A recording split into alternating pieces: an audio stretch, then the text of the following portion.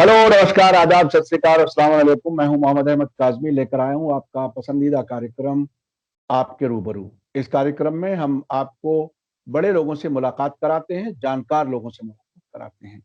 अभी हाल ही में एक सीनियर वकील महमूद प्राचा, जो नॉर्थ ईस्ट दिल्ली के फरवरी 2020 के दंगों के विक्टिम्स के केसेस लड़ रहे हैं, और उसके अलावा एनआरसी सीएए प्रोटेस्ट में भी उन्होंने अपनी लीगल मदद दी है। उसके अलावा भी उनके बैकग्राउंड बहुत लंबी है, उन्होंने काफी काम किया है। और टेररिज्म वाले केसेस तो तकरीबन पूरे हिंदुस्तान में उनकी कोशिश के नतीजे में तकरीबन जीरो हो गए हैं, और अब 2012 के बाद देश भर में कहीं टेररिज्म का कोई वाकया भी नहीं हुआ। इससे अंदाज होता है कि कहीं वेस्टेड इंटरेस्ट थे जो ये कराते थे। इस सब को जानने के लिए महमूद प्राचा आगे मैं बढ़ने से पहले बताऊं कि महमूद प्राचा के ऑफिस पर दिल्ली पुलिस स्पेशल सेल ने रेड डाली है, एक एफआईआर की इन्वेस्टिगेशन के नाम पर।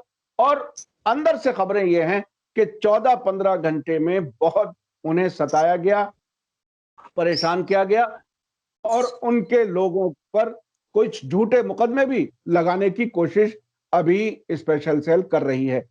इस सब को जानने के लिए ये कानूनी दांवपेच और कानून में क्या क्या कुछ हो रहा है, और जो जिन्हें कानून पर अमल कराना है वो एजेंसियां क्या कुछ काम कर रही हैं, इस सब पर बात करने के लिए मेरे साथ आज खास मेहमान हैं जस्टिस कोलसे पाटिल साहब, जो बॉम्बे हाईकोर्ट के जस्टिस रह चुके हैं और इस वक्त लंबे समय से समाज सेवा कर रहे हैं, लोगों को रास्ता बता रहे हैं, संविधान के अंदर रहते हुए अधिकारों के बारे में वो लोगों को अक्सर अवेयरनेस फैला रहे हैं। जस्टिस कोलसे पाटिल साहब, वेलकम है आपका मीडिया स्टार वर्ल्ड में। आपने हमें समय दिया, उसके लिए बहुत बहुत शुक्रिया। आप बताइए कि ये महमूद प्राचा के खिलाफ जो कार्रवाई हो रही है उसके बारे में आपकी क्या नजर है, आप क्या समझते हैं? मैंने जो अभी उनको गूगल पर उनका काम देखा तो मुझे उनके ऊपर रेड डाली, उसका ताज्जुब नहीं हुआ। मुझे तो लगा कि उनको जिंदा कैसे छोड़ा।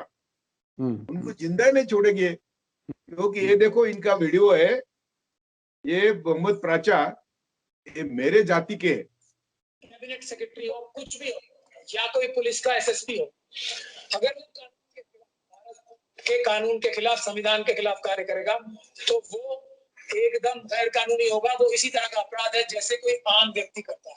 तो पुलिस की जो ये एक्शन चल रहा है, हम अब उन सीनियर पुलिस अफसरों को टारगेट करेंगे और उनके खिलाफ मुकदमे दर्ज करेंगे और उनको जेल पहुंचाएंगे यदि वो गैर कानूनी जो आदेश दिए जा रहे हैं आरएसएस द्वारा, योगी जी द्वारा और अमित शाह द्वारा, उनके ऊपर अमल करना बंद नहीं करेंगे तो हम इनके खिलाफ हाई कोर्ट में रिट्स डालेंगे और टारगेट करके एक एक अफसर को टारगेट करके एक हम सब लोगों से गुजारिश कर रहे हैं, अपने लोगों से, और बहुत दिन से लोग वीडियो बना के हमारे पास भेज रहे हैं। हमारे पास सभी के सबूत मौजूद है। तो हम इन सीनियर ऑफिसर्स को टारगेट करके उनके खिलाफ मुकदमे दर्ज कराएंगे और कानून की प्रक्रिया से उन सभी को जेल भेजेंगे। यदि ये शेर आदमी के ऑफिस पर रेड डालते हैं, यदि ये शेर आदमी के ऑफिस पर ये रेड डालते हैं, इसका तो मतलब बहुत माइल्ड हो गया है। ये माइल्ड हो गया। अरे मैं उनको मोदी शाह को 2002 से एक से बोलो, नहीं तो जब से मेरे गुरु ने उनका इन्वेस्टिगेशन किया था राइट का, अहमदाबाद राइट का, तब से मैं इनको खूनी और तड़ीपार कहता हूँ। और मेरे ऊपर क्या क्या गुजरी है, मेरे सब दोस्त आज तक मार दिए हैं, लेकिन मालूम नहीं मैं कैसा जिंदा हूँ। ये एक। दूसरी बात, जो भी कर सकते हैं, मिटू लगाएंगे, बदनामी करेंगे, आपको छोड़ेंगे नहीं। तो ये जो हुआ है, मैं महमूद प्राचा के साथ हूँ। मैं उनके लिए दुआ करता हूँ कि वो हमारे जैसे ही आज तक जिंदा रहे, वैसे रहे। ये इनकी खासियत है भाई, ये किसी को छोड़ते नहीं। इनको इनके खिलाफ एक लफ्ज भी सुनने की आदत नहीं। और वो इतना अच्छा काम कर रहे थे। सीए एनआरसी के खटले जो भी दिल्ली में दंगल हुई, राइट हुए, उसमें जो सही आरोपी है उनको अंदर लाने की कोशिश कर रहे हैं। योगी मोदी और शाह को चैलेंज कर रहे हैं, जो सही है। जो सच है, वो हम लोग ऐसे झूठ नहीं बोलेंगे, हम जो बोलते हैं वो सच है। इसलिए सच्चाई को बर्दाश्त करने की ताकत, उल्टा चोर कोतवाल को डांटे, ऐसी इनकी खासियत है। योगी हो, अमित शाह हो, या भागवत हो, या मोदी हो, इनको सच्चाई सुनने की आदत नहीं है। तो इसलिए जो मोहम्मद प्राचा पर किया, उनका गूगल में मैंने काम देखा, तो इतना अच्छा काम करने वाला आदमी, उसको ये छोड़ेंगे नहीं। लेकिन हम सबकी जिम्मेदारी है, मैंने कई बार आपको बोला, जब हम हमारी जान हथेली पे लेके दलित, आदिवासी, मुस्लिमों के लिए लड़ते हैं, तो इन सबकी जिम्मेदारी है कि हमें वो बचाए। लेकिन वो तो खुद को बचाने में पड़े हैं, पहले है उसमें पड़े हैं। तो हमें हमारे बलबूते पर ही ये लड़ाई लड़नी है। मैंने बहुत सोच समझ के, हजारों सालों से इनको मैं पढ़ रहा हुआ। ये जो मनुवादी ताकत है, ये जो मनुवादी की नीति है, गौतम बुद्ध से आज तक हम लोग जो लड़ रहे हैं, ये सबका इन्होंने मर्डर ही किया है, छोड़ा ही नहीं। ये जो हो रहा है, ये तो हमें डरना नहीं चाहिए। आप भरोसा नहीं करेंगे कि मैंने जर्नशिप उम्र के 47 साल में छोड़ी, और पहली स्लोगन दी थी कि न मैं पुलिस को डरूंगा, न मैं जेल को डरूंगा, न मैं मरने को डरूंगा।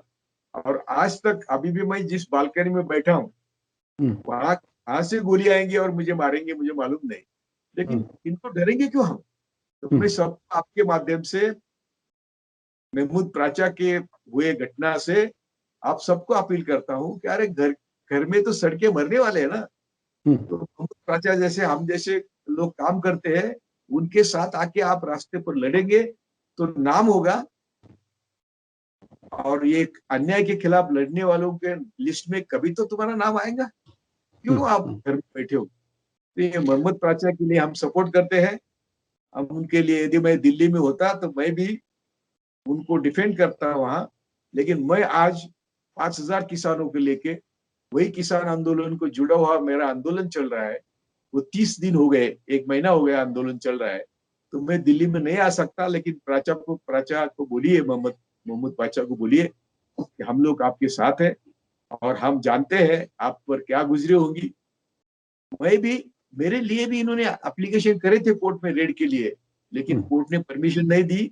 अरे मैं तो चैलेंज करता हूँ कि जो भी रेड को आएगा ना, वो दीवाना होके चले जाएगा। घर में क्या है, 2 समय की रोटी और 2-4 पायजामे शर्ट है, आओ रेड करने के लिए। तो ये, यदि हम ऐसी तैयारी मन की करेंगे कि हम ना जेल को डरेंगे, ना पुलिस को डरेंगे, ना मरने को डरेंगे, ना रेड को डरेंगे, तो ये क्या करेंगे? ये खुद हमको डरेंगे। अच्छा, आपने तो अपनी सपोर्ट की बात कही, वो वाकई बहुत अहम है महमूद प्राचा के लिए भी, और उन सभी लोगों के लिए जो हक के लिए अपने आप को निछावर करने के लिए तैयार हैं। अभी तक जो लीगल फ्रेटर्निटी, जो लॉयर्स एसोसिएशन या काउंसिल वगैरह होती हैं, उनकी तरफ से अभी खुल करके सपोर्ट नहीं आ रही है। उन लोगों को आप क्या कहना चाहेंगे? क्योंकि आप एक बहुत ही सीनियर प्रैक्टिशनर हर तरह से हैं, कानून के जानने वाले हैं, फॉर्मर जज हैं, आप वकीलों के लिए खास तौर पे क्या कहना चाहेंगे? देखो, यदि ये 14 घंटे के रेड में उनको कुछ मिला नहीं है, तो उनका तो मुंह काला हो गया ना। तो जो भी हमारे बार काउंसिल ऑफ इंडिया है, बार काउंसिल ऑफ दिल्ली होंगी, बार काउंसिल ऑफ स्टेट होगा, या बार एसोसिएशन होगी, उनको भी कभी ना कभी तो शर्म आएगी ना कि उनके एक ब्रदर, लीगल फ्रेटर्निटी है, एक ब्रदर पर ऐसी रेड आई है, कल उनके ऊपर भी आएंगी ना। तो ये हम सब ने, लीगल फ्रेटर्निटी जजेस हो या लॉयर्स हो या और कोई लीगल फील्ड में काम करने वाला हो, उन सब ने इनके लिए काम करना चाहिए, और रेड डालने वालों के खिलाफ बोलना चाहिए, ताकि मैसेज जाता है।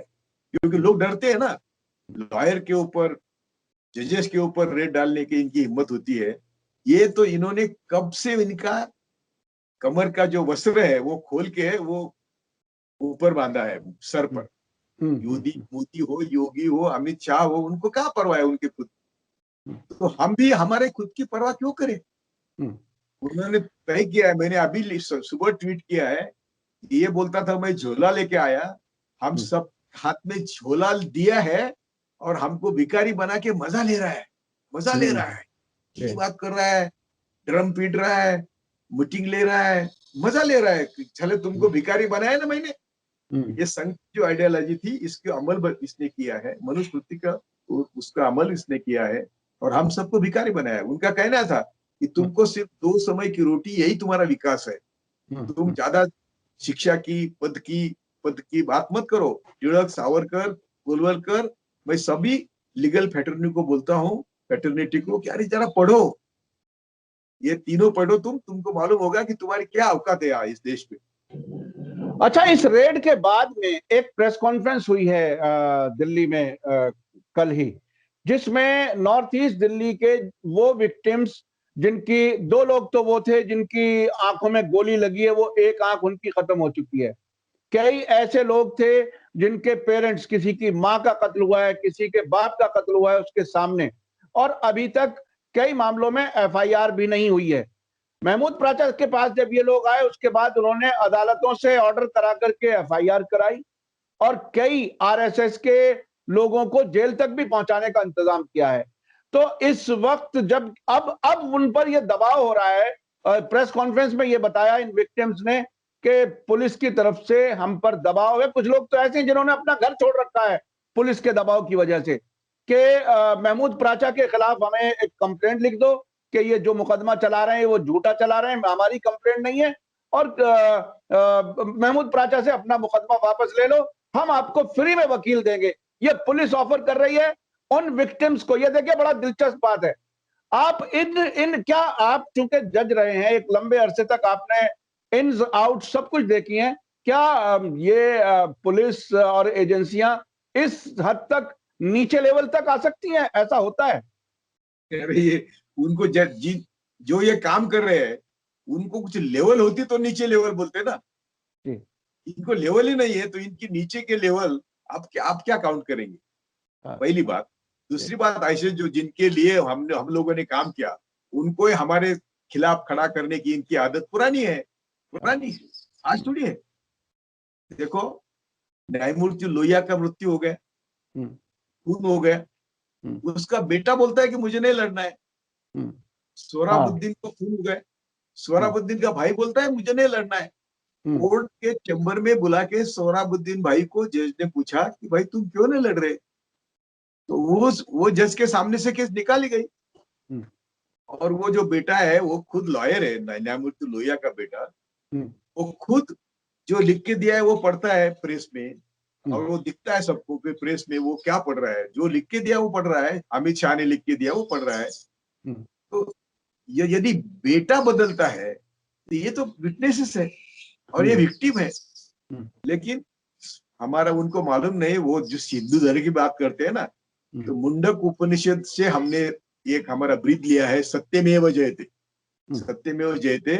तुम सुप्रीम कोर्ट का ब्रीद क्या है देखो, ये तो धर्म ततो जया, तो जहाँ सत्य है वहां जय है।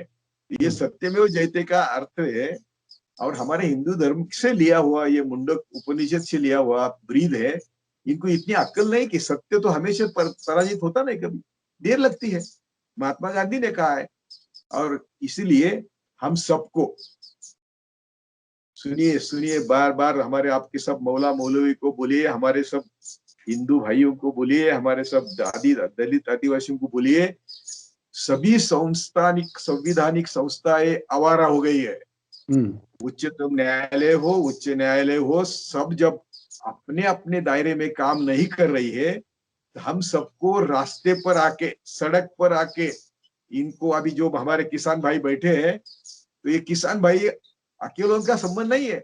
जो भी अनाज खाता है, मैं तो कई बार से कह रहा हूँ कि जो भी अनाज खाता है उन सब ने किसानों के साथ जाना चाहिए। अभी देखो, पॉपुलर फ्रंट संगठन है, हर हाईकोर्ट में इन्होंने इनके बंदी पर रोक लगाने की कोशिश करी थी, सब हाईकोर्ट ने पिटीशन फेल कर दिए। पॉपुलर फ्रंट क्या है? एक केडर पार्टी है। एसडीपीआई क्या है? केडर पार्टी है। केडर पार्टी इनको चलती नहीं, इनको कांग्रेस जैसी बोगस पार्टी चाहिए। केडर आदमी घर होते हैं तो अगले जनरेशन में काम जाता है ना, ये नहीं चलता। ये झूठे मुकदमे करेंगे।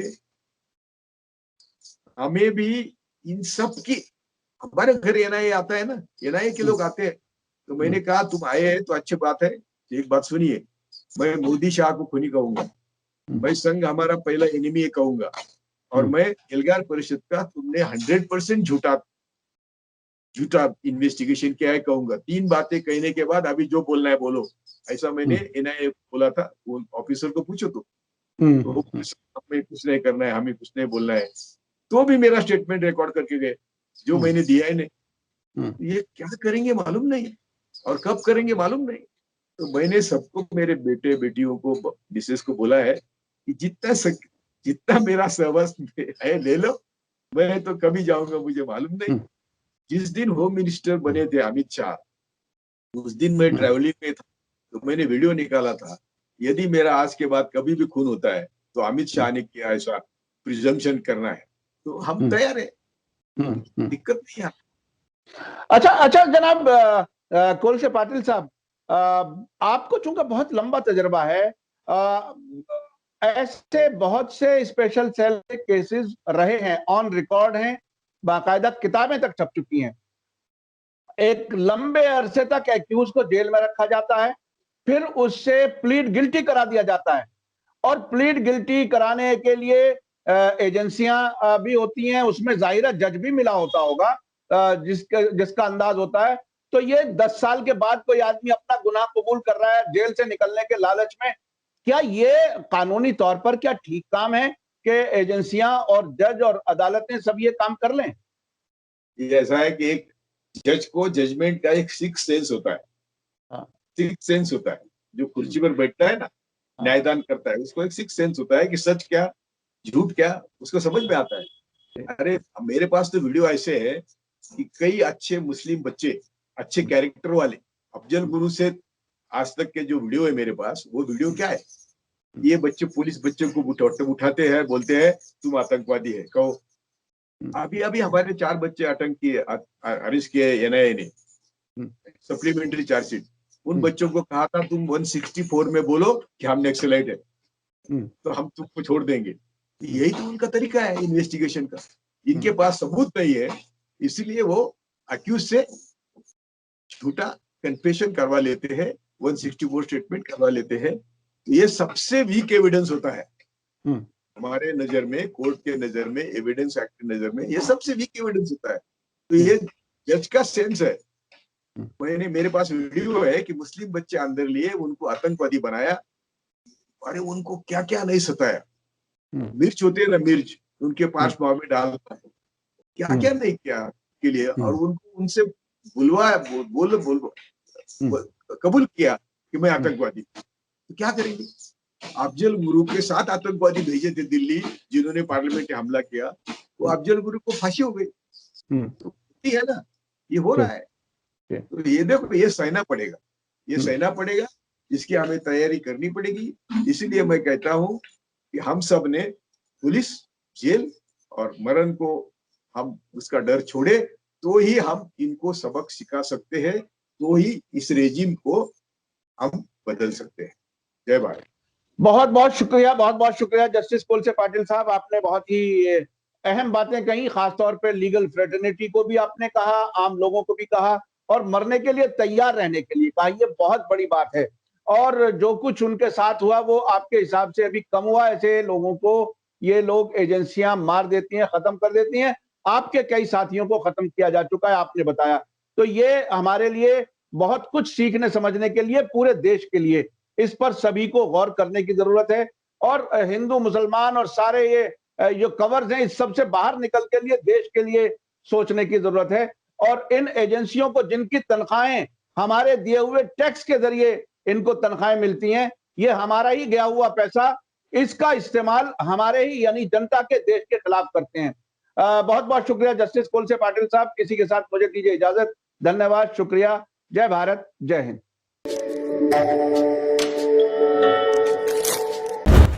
मीडिया स्टार वर्ल्ड के और वीडियो देखने के लिए हमारे चैनल को सब्सक्राइब करें और सीधे नोटिफिकेशन पाने के लिए बेल आइकन दबाएं। और अगर हमारी खबर सच्ची और अच्छी लगे तो अपने व्हाट्सएप, इंस्टाग्राम, फेसबुक और ट्विटर अकाउंट पर ज़रूर शेयर करें।